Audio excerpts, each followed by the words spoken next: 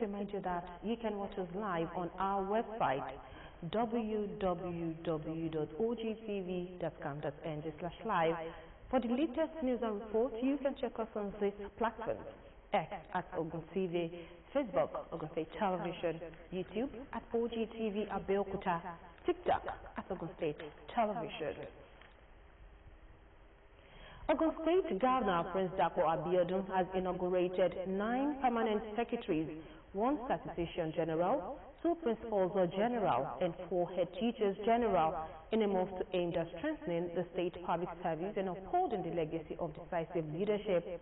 The ceremony held at Obas Complex, Okimoso, Abeokuta, brought together senior officials of the state government. Governor's Office correspondent Yusuf Ganeyo reports. And that I will preserve, protect, and defend the Constitution. Governor Abiodun said the appointment reflects years of dedicated service, professional excellence, and commitment to duty. He noted that the event is both symbolic and significant, underlining the administration's determination to strengthen institutional capacity, entrench professionalism, and ensure administrative stability across all ministries, departments, and agencies.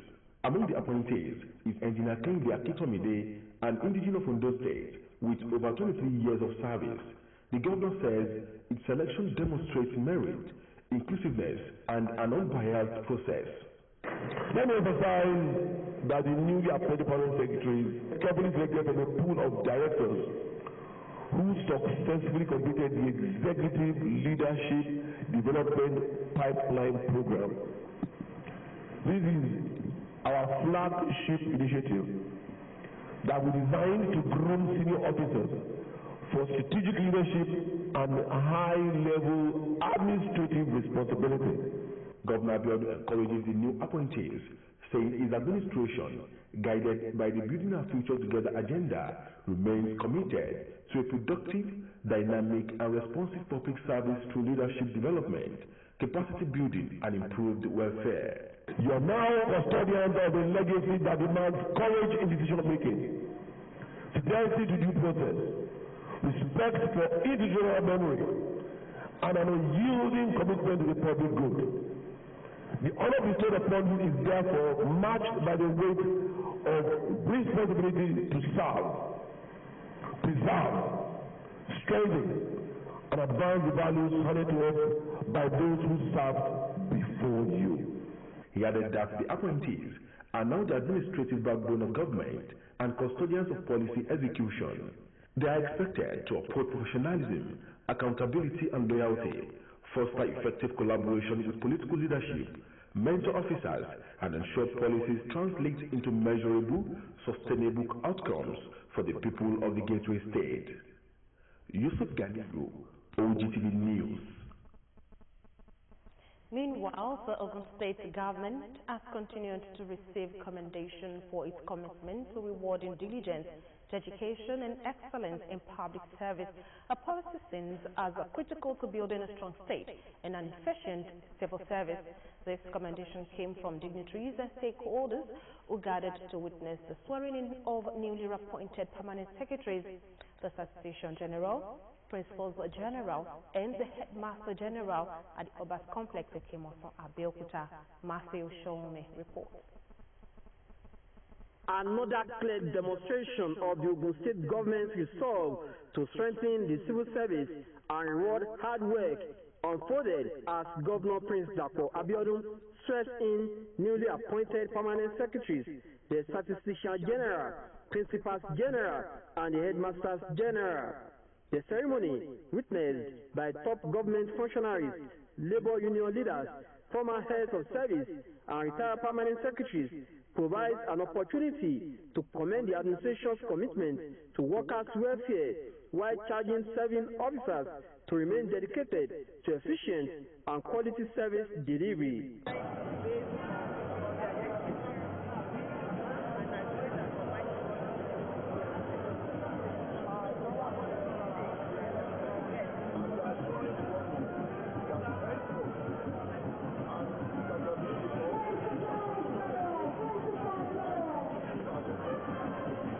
one of the newly appointed permanent secretaries, Engineer Olukayode Akintomide, who hails from Ondo State, praises the Ogun State government for recognizing years of excellence and hard work, describing his appointment as a strong motivation for public servants.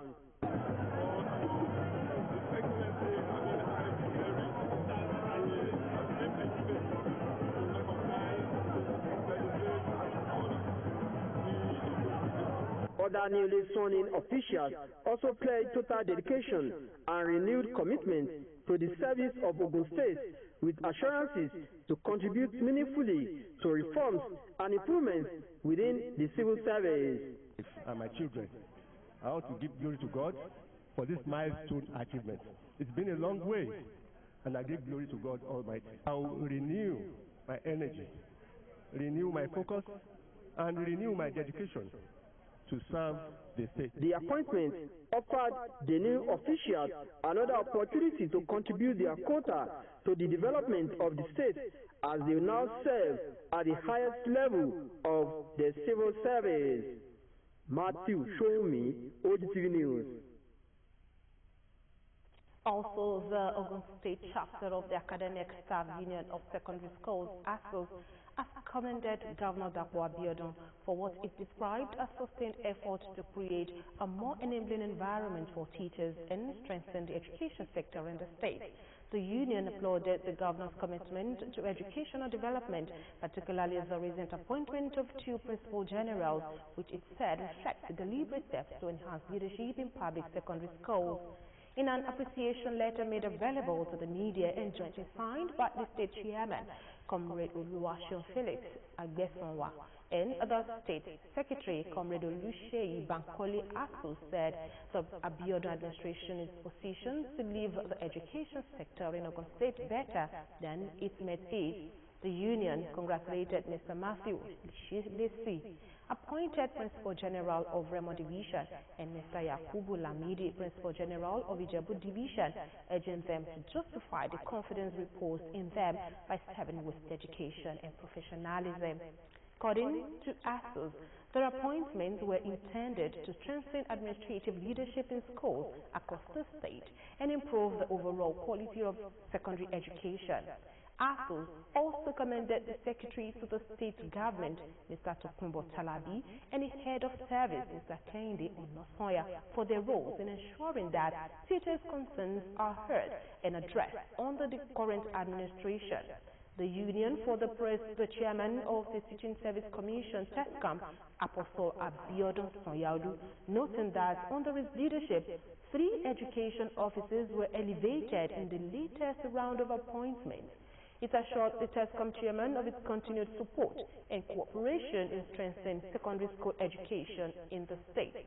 ASUS also congratulated all newly sworn-in appointees and urged them to discharge their duties with humility, compassion, and fairness.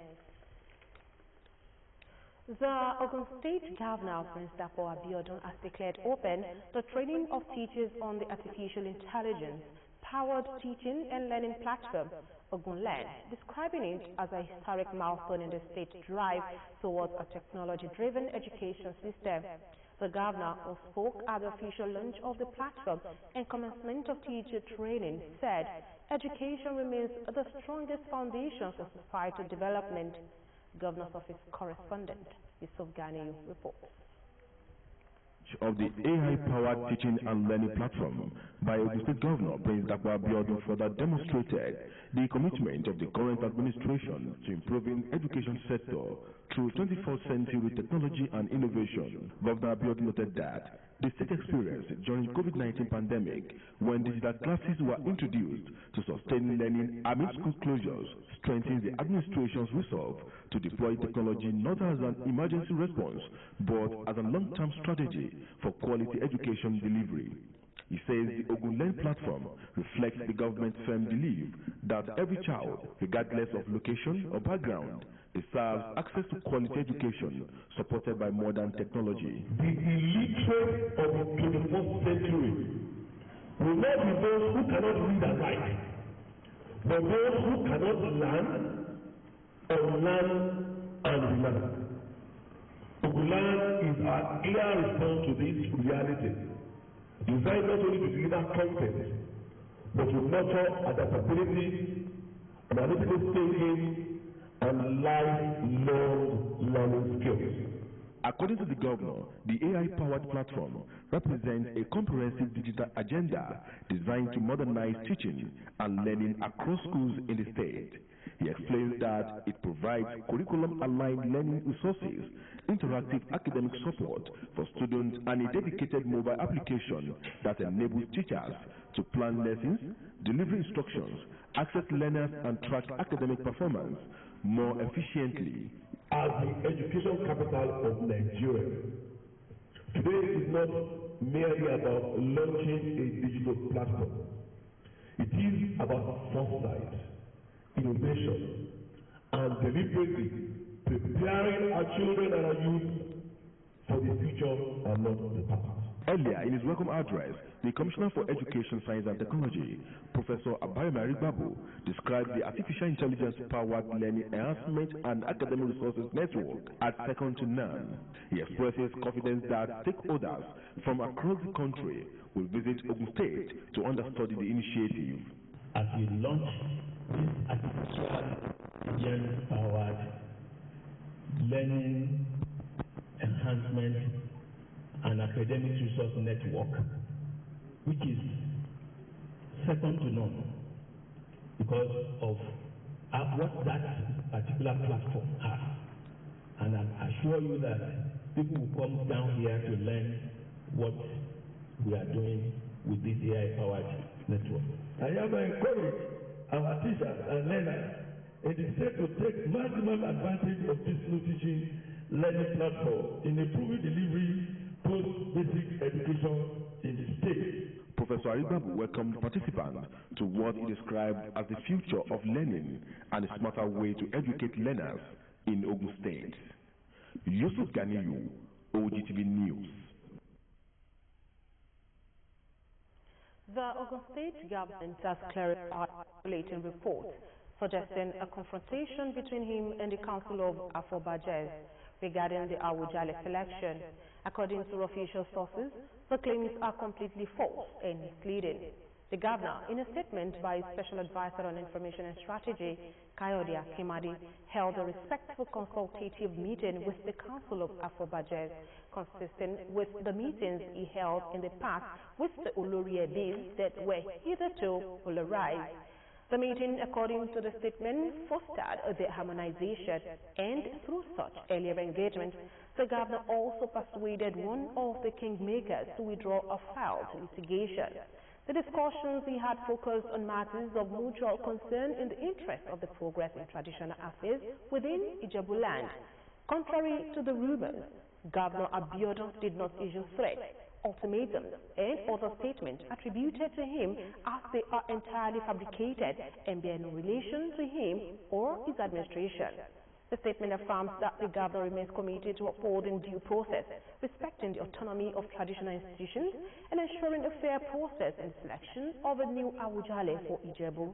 It adds that his administration continues to prioritize dialogue, harmony, and the preservation of cultural values, noting that the governor holds the throne of Awujale in high esteem, which he has consistently demonstrated. The statement therefore urges members of the public, traditional stakeholders, and the media to disregard these unfounded insinuations and rely solely on verified information from official sources. About 5,000 individuals suspected of involvement in terrorism-related activities are currently being held in pre-trial detention facilities across the country. The large number of detainees has created a significant backlog of terrorism cases. This was contained in the 2025 to 2030 strategic plan of the National Counter-Terrorism Center. The NCTC disclosed that its legal team, working with the Defense Headquarters and the Federal Ministry of Justice, has been reviewing the files to fast-track prosecutions or dismissal cases lacking sufficient evidence.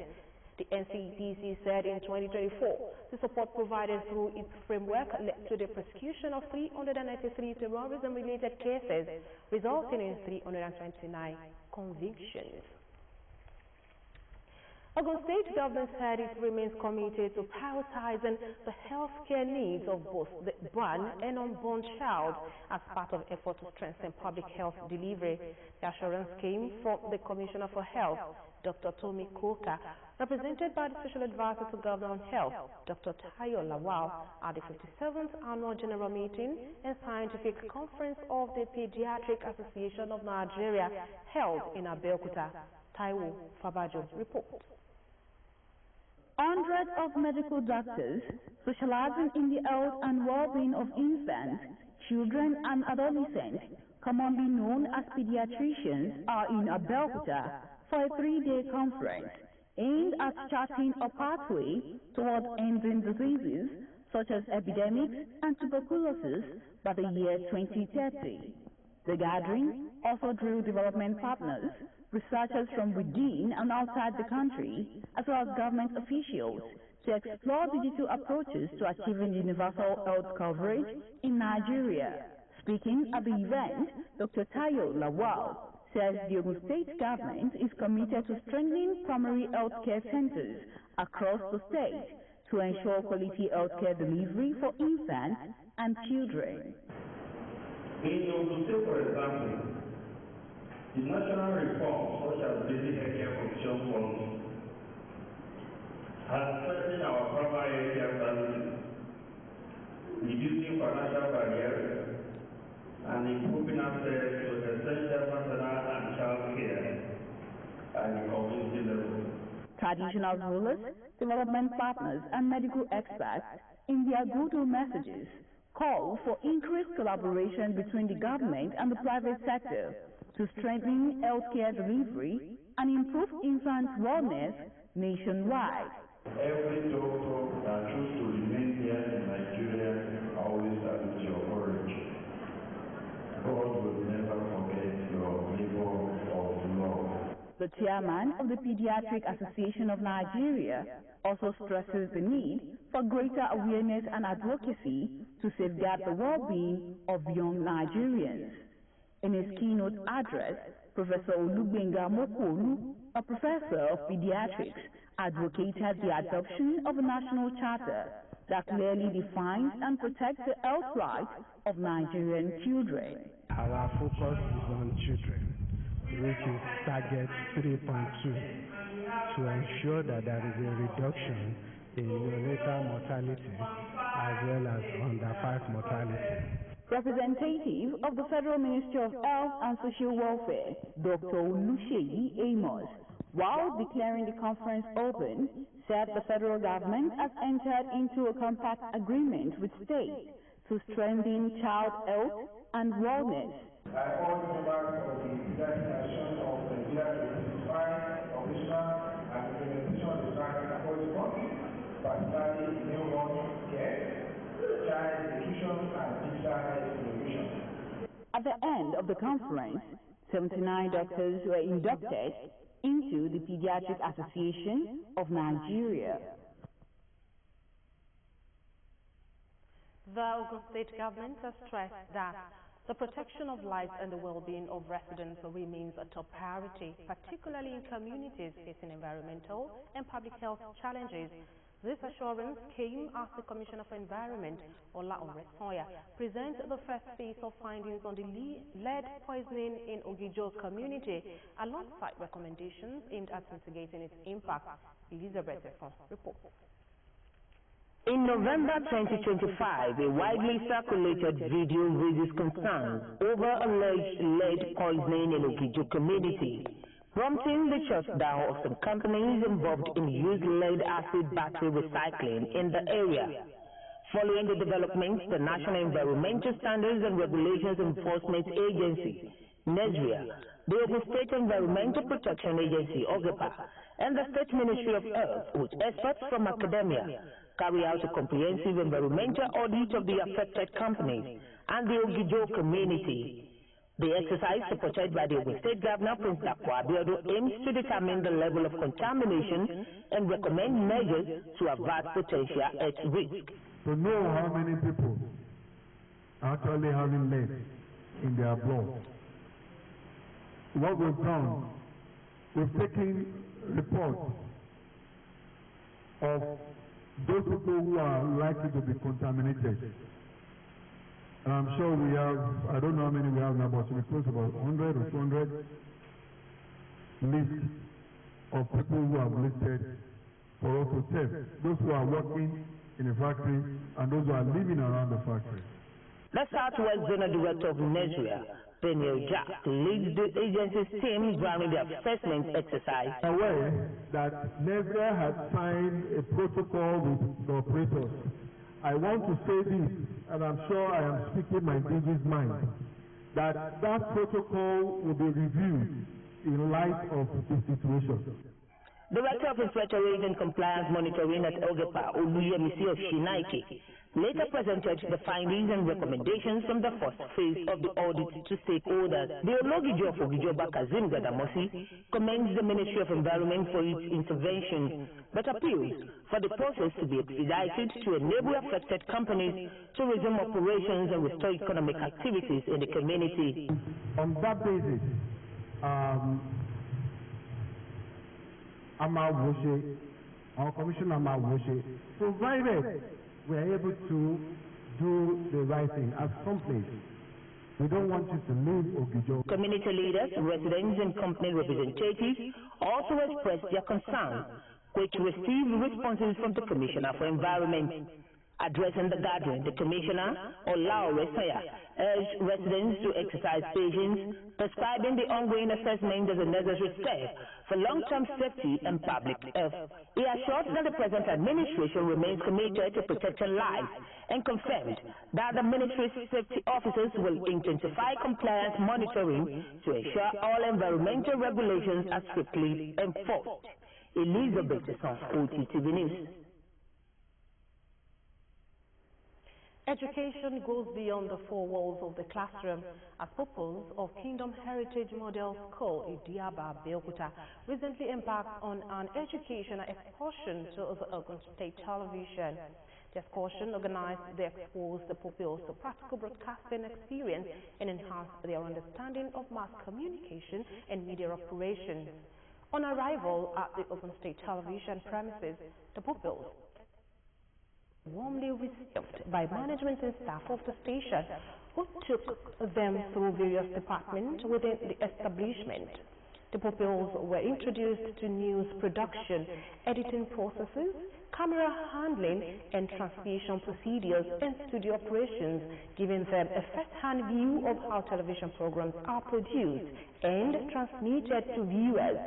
Speaking during the visit, the teachers explained that the excursion was part of the school's commitment to experimental learning aimed at broadening the pupils' knowledge and inspiring future career interests.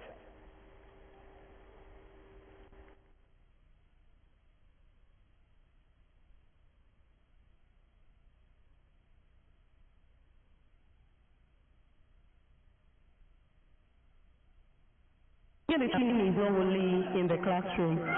You go outside for them to enjoy themselves and for them to learn a lot of things.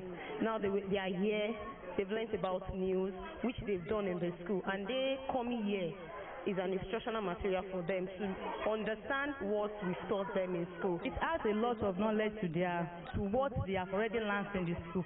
You know, it's a form of instructional material. You know, when what the children see, they learn, it sticks to their brain, so they don't forget easily.